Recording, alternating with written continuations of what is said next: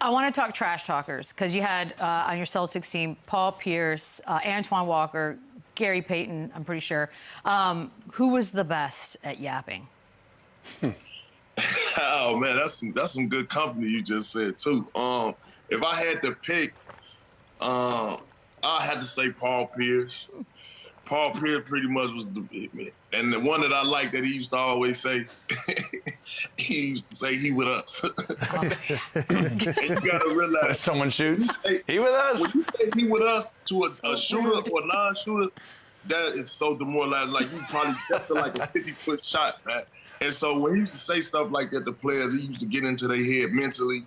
Sometimes he used to ask guys, he'd look at their jersey on the back of their jersey, like, what's your name again? To make guys feel like crap. So Paul Pierce, I had to give it to him, man, because he say some stuff, man. And you can't forget KG. KG get out there, he might say some stuff that you, like you said, as you seen, people want to meet him at the bus. So, another level. So those guys together, man, I had to put them in the same category. Best trash that I played with. TA, everything changed in 2008. We just mentioned when KG and Ray Allen, they were traded to the Celtics. Y'all came away with the ring that year. What do you remember most about that season? What were some of your most memorable moments of that year? Oh man, just the start of the season, man. We were in Italy, and you know, when Ray and Paul and those guys got together, you know, the starting five chose to cut their hair and go bald. It was like, we're gonna be on the same page. We're gonna do everything together. You know, we gonna go out together. We're gonna go eat together. We're gonna practice together. And we're gonna win together. Our goal this year is to win a championship. And at the time, you know, I had tore my ACL, so I was coming back, and I'm looking like, cut my hair. I'm like, nah, I ain't cut my hair, man. I ain't going bald. And so just to see they stayed on that course and just to stick it through, and they used to have this word we used to say, Ubuntu. Ubuntu meaning everybody, we need everybody together, you know. And I can only be a better person if you being better yourself. So we used to use that a lot. You go in the huddle, 1, 2, 3, Ubuntu, and we stood on that. And just to see the groundwork and all 15 guys coming together and having that one team, one goal mindset, and to actually going out there and winning it, I mean, those practices, I mean, that's what stood out to me, because I'm talking about it was almost either a fight almost every other day. But everybody had that one common goal, man. We're trying to win this year.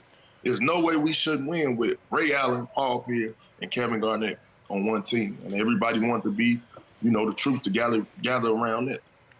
Rajon's been on the show talking about the fight with Ray, that they actually put boxing gloves on. What? Were you there? I like it. I know Lou loves that. I love What can you tell us about that? So how that started, right? So Paul Pierce used to come into the practice court, and he used to see guys in there where the waffles and stuff get made at. And he used to always come in and be like, every time I come in here, y'all at the waffle, y'all eating waffles. And you know, I guess he was on one that day, and he like, you know what? He like, you know what? I catch somebody in here eating waffles before me again. We scrapping. So he brought the gloves. And so the next day, man, when he brought those gloves, we had a guy named Patrick O'Brien on the team. He said he handed Patrick O'Brien the gloves. He brought everybody in the weight room. And he was like, if anybody got any secret smoke, we letting it out right now. So guys got to picking out who they had secret smoke with. And, Ray Allen and Rondo chose each other. And before you knew it, they were scrapping.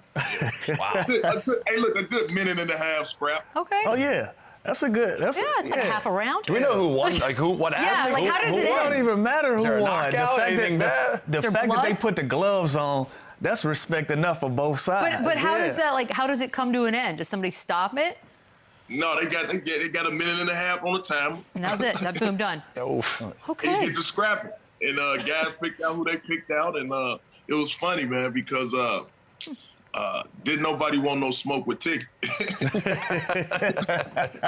Big fella had just finished the weight room workout too, so it was like he's sweating, he ready to go. Yeah, I know he barking the whole night. He ready to go. T.A., I want to ask you, man. Y'all played the Lakers in the 2008 finals and also the 2010 finals, and Kobe gave you your flowers. He said you were his toughest matchup. Over the course of your career, who do you feel like were some of the guys that were your toughest matchups on the other side of it?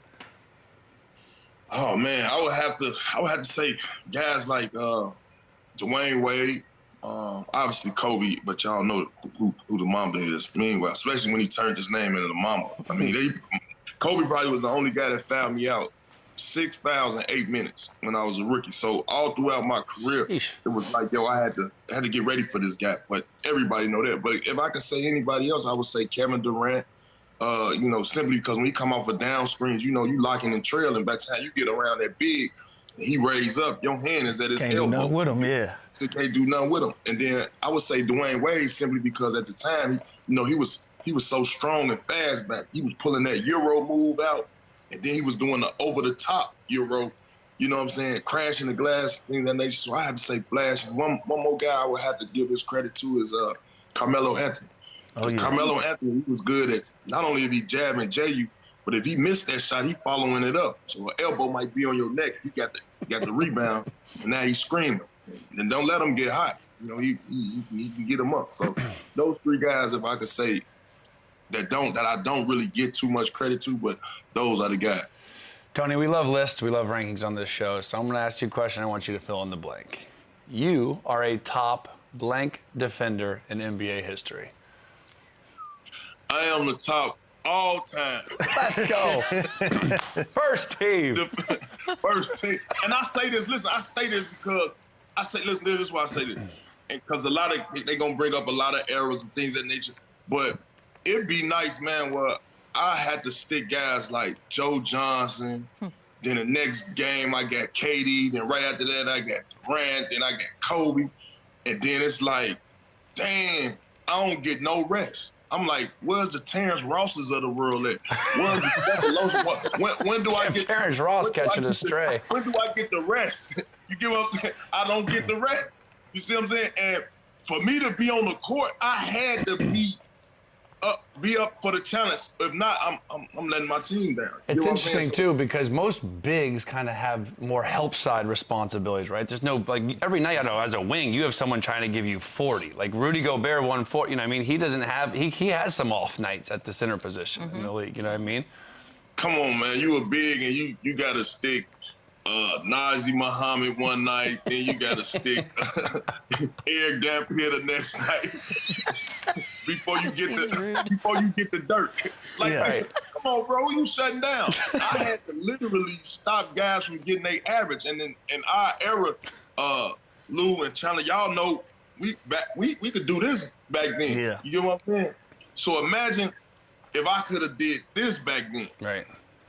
Man, hey, come on, man. So I give myself a lot of credit simply because As you should. Those As you times should. weren't easy. And you was influential because all the guys, they doing this now. They waving the finger, they putting the one in the air. That's all you, TA. Yeah, because I mean, nobody really signing up for that part of the ball. And so at the time, it was like, okay, I start understanding how you get these votes and when they start voting and things of that nature. So specifically that day, when I was playing the Golden State Warriors, they was giving Klay Thompson his flowers. They was just saying he's one of the best shooters of all time. And so Mark, Mike, and Zebo, they turned down the microphone. As I'm watching them see if they're going to get him the microphone, they turning it down. So I'm in my locker, I'm waiting on them to see who else they going to ask want to get mic'd up. They looked at me. I said, yeah, put it on the right side. That's awesome. So I was ready. Awesome. I'm glad you're here because Draymond recently came out and said, Wemby's obviously been injured. He was on his way to what looked like a Defensive Player of the Year award. And then Draymond said, you know what? He's out. I want it. I deserve it. Can you make the case for Draymond to get it this year? Dre my boy too, and he locks stuff up. He do a lot of stuff on the court, man. He like one of those man. I don't know football that well, but he one of the linebackers. Yeah, safety. He get everybody in the right place, being on the backside of the defense. But I wouldn't have him as my favorite, man. My favorite is the guy from Atlanta, Dotson. Daniel. Yeah. I like Dyson. I like how Dyson. He's all over the court, man. He's in the passing lane. I've been watching him when bigs get that ball on that mid post and they turn their head, he sprint from that corner, ripping them from behind. I'm talking about I like his game, man, and he's up for the challenge. And I done seen him come down here in Memphis and get a key stop for a game winner with LeVert. I was actually at that game. I'm like, man, this boy can really play defense. But, you know, me, I'm always being in favor of the guards, man. But Draymond, you know, he gonna politic himself. You know he got to put himself in the name for that. Even a guy like Lou Dort, like he doesn't get enough credit. Yeah. Like he is so good defensively, especially on that team that's so good offensively. He's key.